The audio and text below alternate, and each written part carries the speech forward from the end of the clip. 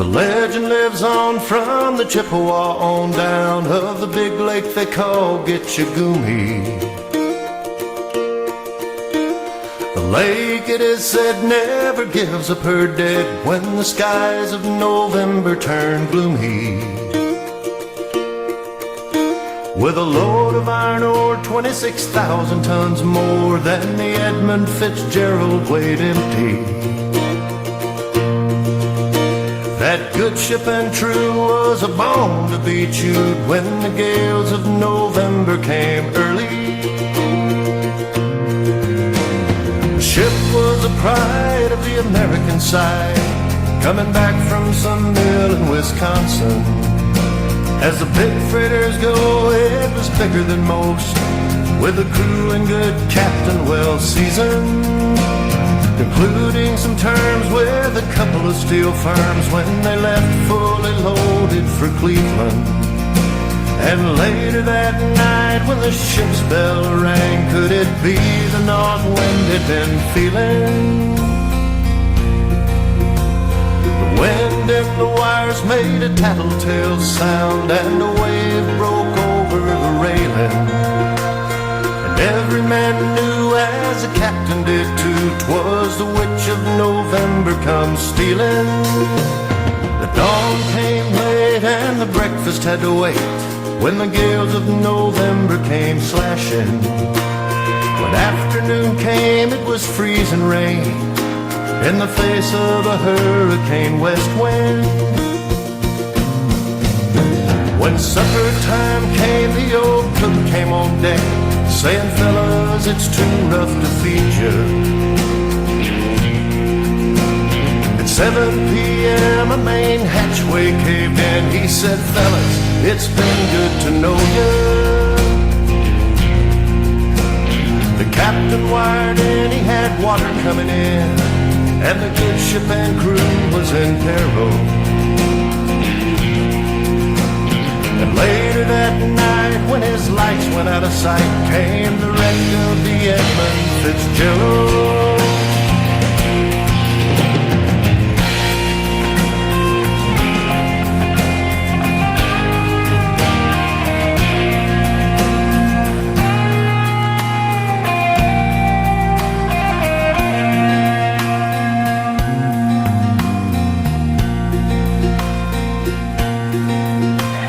Does anyone know where the love of God goes when the waves turn the minutes to hours?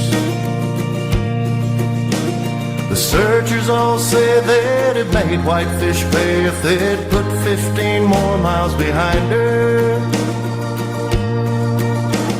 They might have split up, or they might have capsized, or they may have broke deep and took water. Now all that remains are the faces and the names of the wives and the sons and the daughters.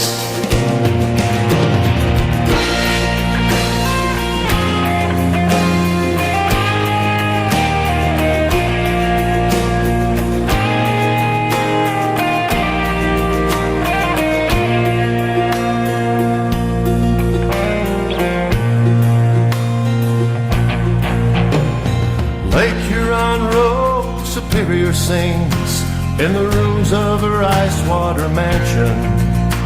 Old Michigan steams like a young man's dreams. The islands and bays are for sportsmen, and farther below Lake Ontario takes in what Lake Erie can send her. And the iron boats go, as the mariners all know, with the gales of November, remember.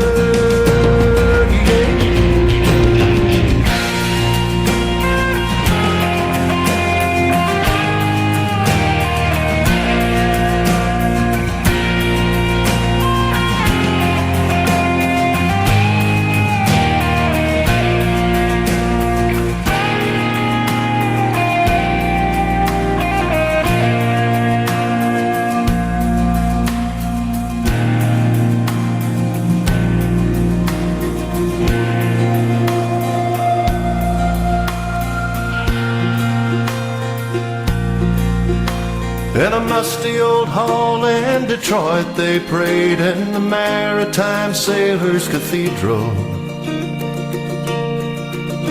Yeah, the old church bell chimed till it rang 29 times for each man on the Edmund Fitzgerald. Now the legend lives on from the Chippewa on down of the big lake they call Gitchigoonie. Superior, it is said, never gives up her dead when the gales of November come early.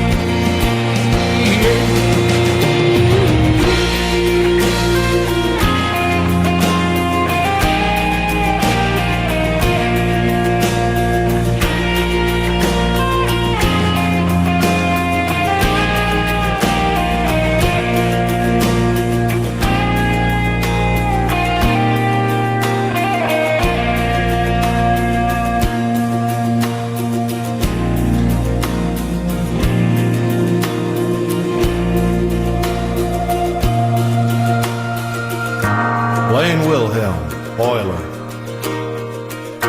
David Weiss, cadet. Ralph Walton, oiler. Mark Thomas, deckhand. William Spangler, watchman. Joseph Mazes, special maintenance man. Gordon McClellan, wiper. John Simmons, wheelsman. Paul Ripa, deckhand. Robert Rafferty, steward. John Poviach, wheelsman. Carl Pecco, watchman. Eugene O'Brien, wheelsman. Oliver Champeau, third assistant engineer. Russell Haskell, second assistant engineer. Alan Cowman, second cook. Bruce Hudson, deckhand. Ransom Cundy, watchman. Nolan Church, porter. Thomas Borgeson, AB maintenance man. Thomas Benson, oiler. Frederick Beecher, porter. Thomas Edwards, second assistant engineer. Edward Benden, first assistant engineer.